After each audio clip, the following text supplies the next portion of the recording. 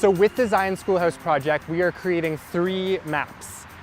One envisioning the past, the present, and the future of Zion Schoolhouse and the neighborhood surrounding it. Zion Schoolhouse plays an interesting role in the history of the city and Canada in general.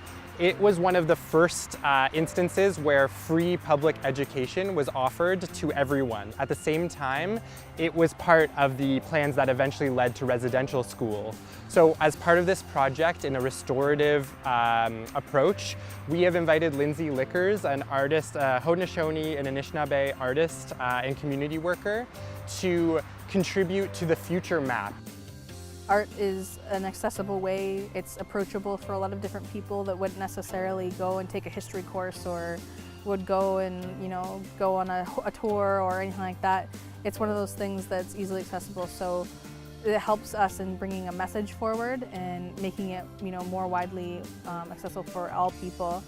We feel it's important to animate the historic sites because people think of museums in a particular way. So the Zion Schoolhouse, since 1987, has been offering role-playing programs for children, and lots of people in Toronto say, I've never heard of it, what's that? Never been there. So if you're not a grade 3 student coming to a program, this is a different way to access the site and a different way for us to imagine it and use it. So this project is bringing together people from North York, a team of 10 different youth, and they have been learning about different skills that can help them to gain experience, and we also are showing them different material related to the art sector, so that way they can start understanding how to navigate the art sector in the city. To me, the Zion Schoolhouse project is an opportunity for a lot of the youth who kind of want to develop in the arts field to be able to have an opportunity to kind of make art and to meet like-minded individuals. For myself personally, I feel like Art Starts open the doors to more opportunities for art and knowing more about how art actually influences our society and our communities and even our world.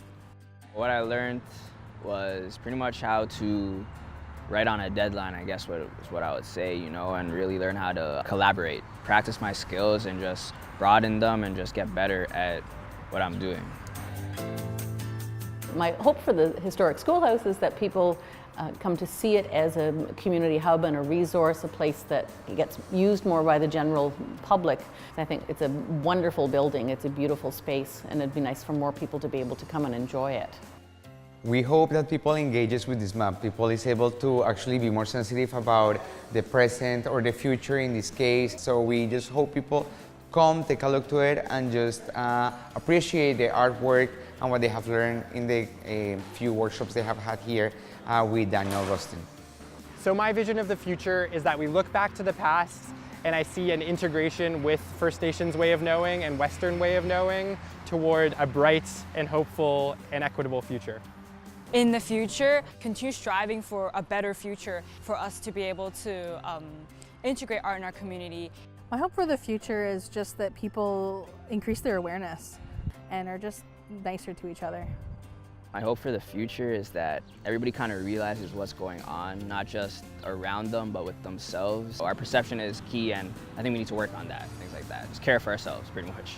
Thank you, Art Starts. Thank you, this is great, this is cool, it's awesome.